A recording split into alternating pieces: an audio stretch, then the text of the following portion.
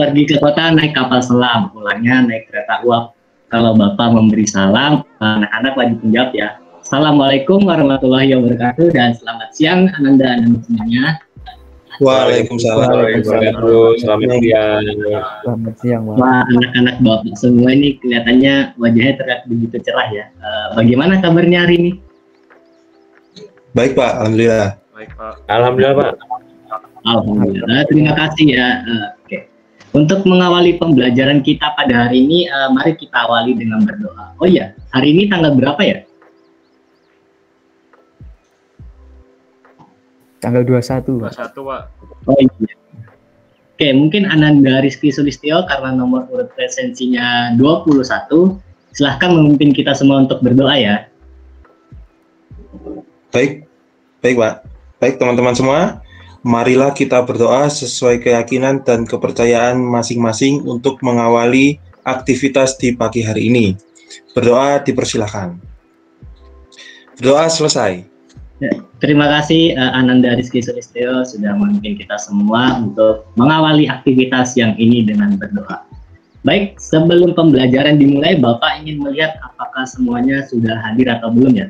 Coba ayo dinyalakan kameranya dan dada-dada ya. Oke. Nah, ini untuk menunjukkan bahwa anak-anak Bapak ini sudah hadir dan siap mengikuti materi hari ini. Ketua kelas bagaimana? Sepertinya sudah hadir semua ya? Ya, teman-teman sudah hadir semua, Pak. Oke, baik, sudah hadir semua ya. Terima kasih semuanya sudah hadir dalam pembelajaran hari ini dengan tepat waktu. Oke. Di pertemuan minggu lalu, kemarin Bapak rasanya telah menjelaskan beberapa materi ya mengenai tentang data. Nah, untuk memberikan penyegaran dengan materi hari ini, ada yang bisa menjelaskan kembali secara singkat saja kesimpulan yang kita dapatkan di pertemuan kemarin. Silahkan anak-anak.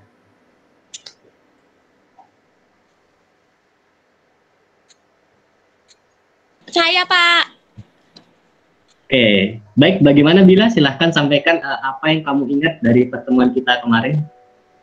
Saya masih sedikit ingat sih, Pak. Jadi di pertemuan kemarin kita membahas mengenai pengenalan data dalam kehidupan sehari-hari. Jadi data itu merupakan sekumpulan bahan nyata atau segala sesuatu yang dapat digunakan sebagai dasar menarik sesuatu kesimpulan. Tepat sekali ya apa yang dikatakan Ananda Bila ya, sesuai dengan apa yang saya sampaikan di pertemuan minggu kemarin. Nah, pertemuan kemarin itu kita membahas mengenai data dan juga berbagai macam manfaatnya, jenis-jenis data yang bisa kita dapatkan dalam kehidupan sehari-hari. Nah, Bapak ingin bertanya lagi kepada kalian, menurut kalian data itu sedikit atau banyak sih? Sedikit, Pak. Sedikit Pak, karena data itu simple, gampang didapatnya. Banyak Pak, menurut saya karena repot juga. Wah, sepertinya masih belum satu suara ya. Nah, baik, tidak apa-apa. Nah, untuk melanjutkan pertemuan kemarin, hari ini Bapak akan membahas mengenai bagaimana cara menyajikan data tersebut sehingga bisa kalian katakan data itu simple. Nah, namun tadi ada juga ya yang menyebutkan data itu merepotkan. Nah, mari kita lihat di mana bagian yang merepotkan. Oke.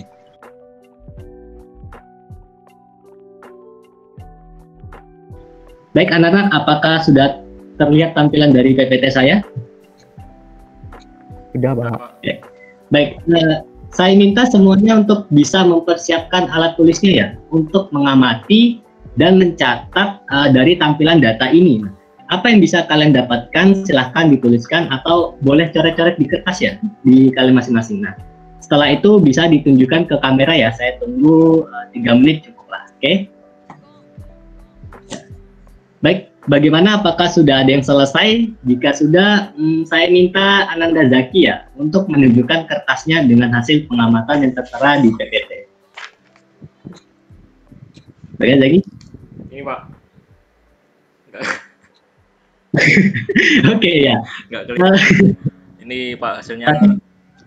Ini ya. Saya bacakan ya Pak. Ada pulpen 12, penghapus ada 30 dan pensil berjumlah 5 Pak. Baik, bagaimana yang lain? Apakah hasil pengamatannya sama seperti yang ditunjukkan oleh Ananda Zaki? Oke, sepertinya sama ya dari pemaparan. Saya juga Pak. Oh iya, ya. Nah, dapat dilihat ya jika dihitung secara seksama, maka hasilnya pasti sama dengan apa yang kalian tunjukkan barusan dan semuanya tadi sepakat ya bahwa laporan hasil pengamatan tuh kira-kira seperti ini ya. Pulpen ada 12, penghapus ada 30, dan pensil ada 5. Betul Pak, saya sama seperti itu. Oke, bagaimana jika kondisinya sekarang saya balikan? Kalau tadi kan datanya masih terlalu sedikit ya, sehingga mudah dibaca. Lalu bagaimana jika datanya saya tambahkan seperti ini? Maka apakah efektif jika saya menyajikan laporan data itu seperti yang kalian lakukan sebelumnya, seperti ini? Menurut saya tidak, Pak. Apa alasannya? Kenapa tidak efektif menurut Ananda Bila? Karena jika semakin banyak data yang diperlukan, maka tampilannya akan semakin rumit jika tidak efektif disajikan secara baik. Betul ya yang dikatakan Anda Bila, terima kasih. Bapak perjelas sedikit.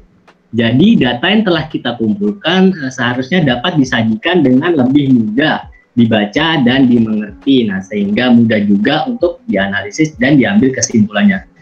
Kalau data yang Bapak yang tampilkan tadi itu jika dimasukkan ke dalam sebuah kategori atau kelompok, nama yang cocok sekiranya apa ya?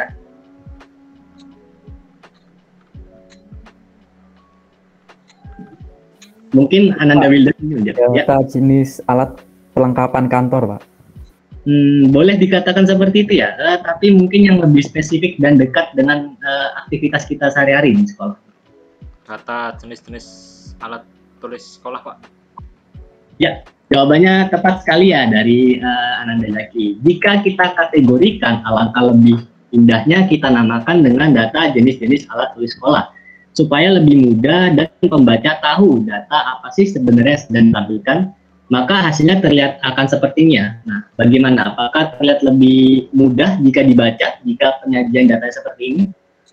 Sangat mudah dan jelas Pak, lebih terlihat simpel juga. Oke, benar sekali. Terima kasih ya. Jadi pertemuan kita hari ini adalah belajar bagaimana menyajikan data secara efektif dan simpel dengan menggunakan penyajian dalam bentuk tabel.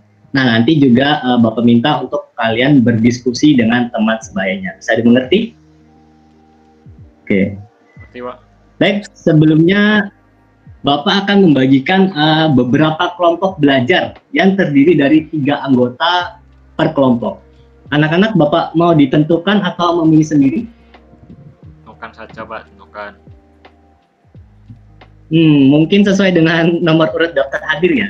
Karena untuk mempersingkat waktu, juga saya rasa kalian semua sudah mandiri dan bisa menentukan teman belajarnya. Bagaimana? Apakah bisa?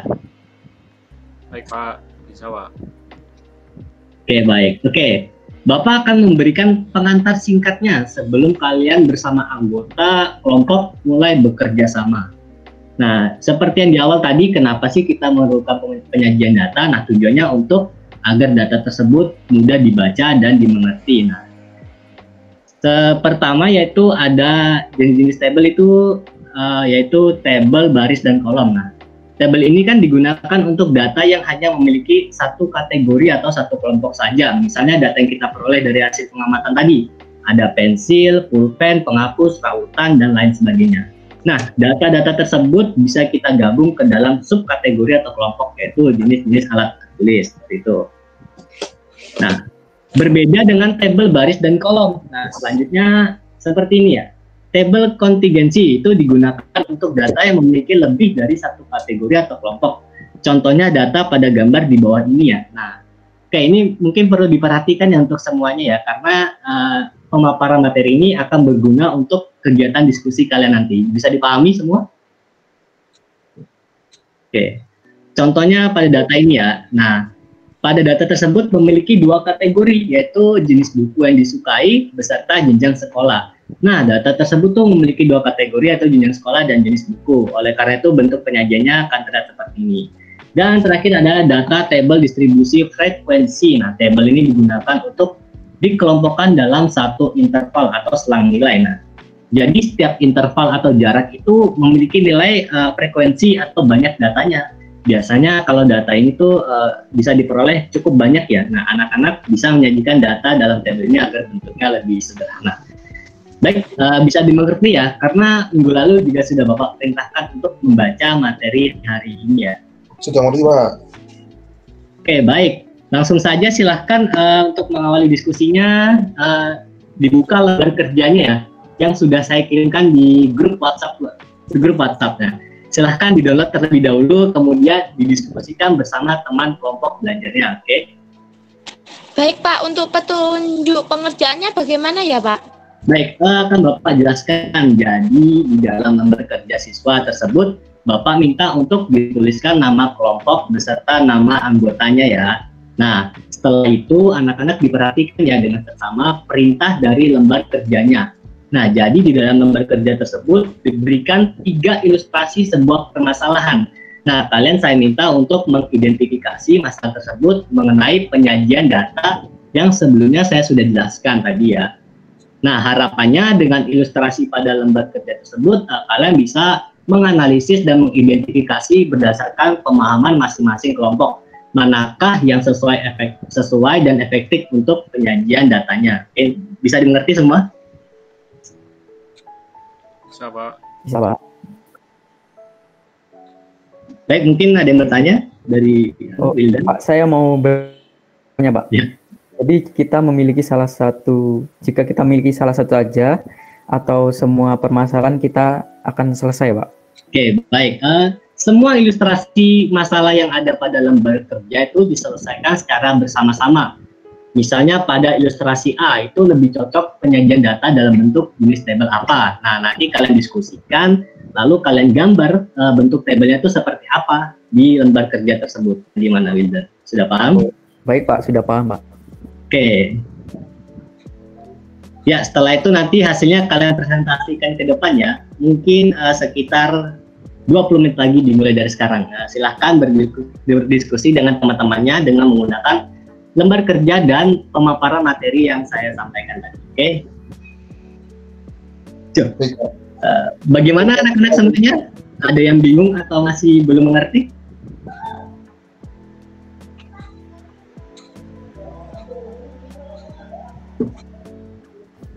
Bagaimana? Ada yang masih bingung atau belum mengerti?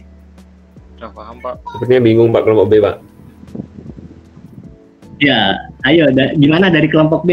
Siapa nih yang masih bingung? Nah, ayo, ngomong aja. Saya, Pak. Ya, kenapa Bila? Ini, Pak, untuk ilustrasi A, saya sempat berdebat dengan teman-teman kelompok saya. Menurut saya itu cocok jika disajikan dengan jenis tabel distribusi frekuensi, Pak. Alasannya kenapa memilih jenis tabel distribusi frekuensi dari Ananda? Karena menurut saya cocok itu, Pak. Saya bisa membuat 2 kategori, yaitu tahun banyak mobil terjual, lalu saya buat frekuensinya dari tahun 2011 sampai 2015, terbanyak jumlah dari banyak mobil yang dijual, seperti itu, Pak. Baik, kalau teman-teman yang lain dari kelompok B bagaimana? Kalau saya cukup dengan jenis tabel baris dan kolom, Pak, karena cukup 1 kategori saja, yaitu setiap tahunnya dengan jumlah banyak mobil yang dijual berbeda-beda. Oke, Bapak jelaskan sedikit ya. Ayo kita perhatikan soalnya kembali. Penjualan mobil dari tahun 2011 dan seterusnya hingga 2015, bisa dilihat ada berapa jumlah datanya dari banyak mobil yang tersedia? 200.000 mobil, Pak. Wah, ada yang bisa memperbaiki? Sepertinya jawabannya masih kurang tepat. Hanya 5, Pak, hanya 5. Nah, benar sekali ya, ada 5, yaitu dari tahun 2011 sampai 2015 dengan jumlah mobil yang berbeda-beda setiap dijualnya. Jadi, berdasarkan tersebut, penyajian data yang cocok kira-kira yang mana yang bila?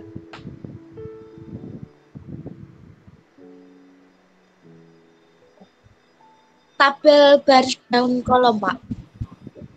Ya, karena apa? Karena tiap tahunnya datanya berbeda, jadi bisa dibuatkan satu persatu. Tadi di awal kan Anda dan Bila menyebutkan tabel distribusi frekuensi. Nah, kenapa tidak cocok? Dari data setiap tahunnya jumlah mobil yang dijual berbeda-beda, Pak. Jadi tidak bisa disamakan begitu saja menggunakan frekuensi dan masih terlihat efektif jika disajikan dalam bentuk jenis tabel baris dan kolom tersebut, Pak. Baik. Sudah paham ya dari kelompok B? Sudah paham, Pak. Terima kasih. Sama-sama. Baik, persiapan 5 menit lagi ya untuk sesi presentasi. Oke, cukup. Jangan lupa diperhatikan lagi lembar kerja siswanya apakah sudah terisi dengan lengkap atau belum. Perhatikan secara cermat ya. Langsung saja mulai dari kelompok A untuk berpresentasi pada hari ini. Oke, sekian. Oke. Baik, terima kasih untuk kelompok A. Berikan tepuk tangan ya. Oke, sudah memaparkan hasil lembar kerjanya dengan cukup baik dan tepat waktu. Silahkan dari kelompok lain mungkin ada yang mau memberikan tanggapan atau pertanyaan. Mungkin dari kelompok C, Ananda Wildan, silakan. Saya Pak, dari kelompok C, mau bertanya. Kenapa pada ilustrasi B kelompok menggunakan tabel distribusi frekuensi, padahal kan bisa juga menggunakan tabel baris dan kolom. Terima kasih, Pak. Pertanyaan yang cukup bagus dan relevan ya dengan pemaparan materi yang telah disampaikan. Silahkan dari kelompok A, mungkin bisa dijawab pertanyaan tersebut. Alasan kami menggunakan jenis tabel distribusi frekuensi pada ilustrasi B adalah lebih sederhana Pak dan simpel dibaca jika menggunakan jenis penyajian tabel tersebut. Ya, sebentar ya, saya potong ya. Mungkin dari Ananda Rizky Sulistyo bisa diperhatikan ya penjelasan teman-temannya. Dan mohon dimatikan mic-nya jika tidak digunakan karena suara berisiknya itu mengganggu teman-teman, Rizky ya. Ya, baik Pak. Mohon maaf teman-teman. Baik, jawab. Oke. Silahkan lanjutkan lagi dari kelompok A. Iya, frekuensi itu menandakan banyaknya siswa yang mendapat nilai ulangan hariannya sesuai dengan interval masing-masing dengan pembagiannya yang kami sederhanakan. Seperti itu Pak kira-kira.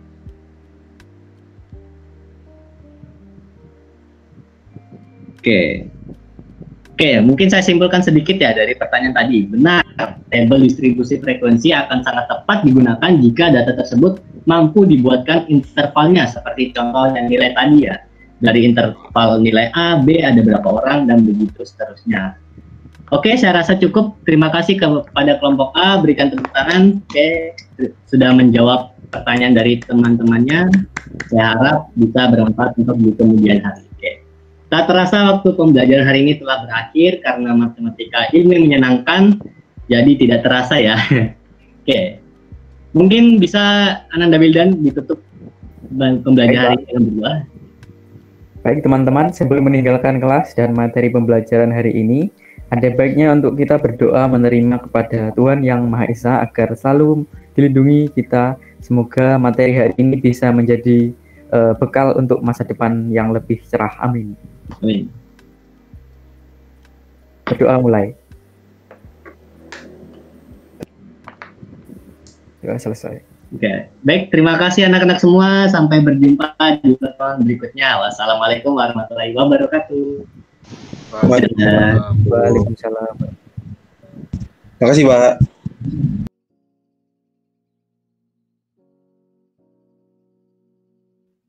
Dilanjutkan observer Rek. Oke. Oke, selanjutnya untuk observernya pengganti Afri tadi, Rizky Sulistyo. Membimbing diskusi ada Rizky Saputra dan memberikan variasi ada Sasa. Nah, untuk yang pertama kepada Rizky Sulistyo. Baik. Ya, terima kasih. Penampilan dari Digma ini sangat baik ya. Dari ke-10 poin di observasi keterampilan mengelola kelas ini, semuanya 10-10-nya terpenuhi. Dan saya memberikan highlight pada poin nomor 7 yaitu mengajar dengan penuh kehangatan dan antusias, dan poin nomor 9 yaitu keluasan tingkah laku calon guru dalam strategi mengajar. Mas Digma ini membawanya dengan sangat baik. Seperti itu, terima kasih. Terima kasih Mas Rizky Sulistyo. Terima kasih kepada observer mengelola kelas. Selanjutnya kepada Mas Rizky Samboya, observer membimbing diskusi. Dipersilahkan. Oke, terima kasih kepada moderator. Ya, untuk keterampilan membimbing diskusi kelompok dari saudara Digma ini sudah cukup baik. Dari ke-7 poin atau komponen yang ada, sudah beliau lakukan keseluruhan, mulai dari pembukaan diskusi, memusatkan perhatian kelompok sampai penutupan terhadap diskusi. Sudah cukup baik. Terima kasih Mas Terima Rizky Saputra. Terima kasih kepada observer Rizky Saputra. Selanjutnya observer yang terakhir kepada Mbak Sasa Irma Taufik, dipersilahkan. Baik, untuk keterampilan memberikan variasi, ini dari ke-10 komponen semua sudah sangat terpenuhi. Untuk komponen kelima dan 6, variasi pola interaksi dan kegiatan siswa ini sudah dilakukan dengan sangat baik. Itu saja. Terima kasih. Terima kasih Mbak Sasa Irma. Terima kasih kepada seluruh observer